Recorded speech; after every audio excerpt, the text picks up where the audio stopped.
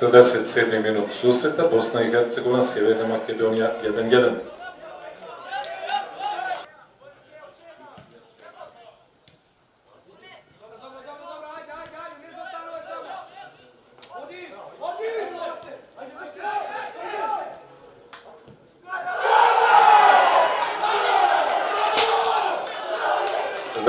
Devet minut susreta, Bosna i Hercegovina, Sjeverna Makedonija 1:2. Drugi pogodak za reprezentaciju Sjeverne Makedonije.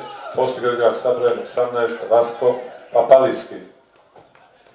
Izmjena u reprezentaciji Sjeverne Makedonije. U igru će ući sa brojem 6 Marko Mirčevski i broj 20.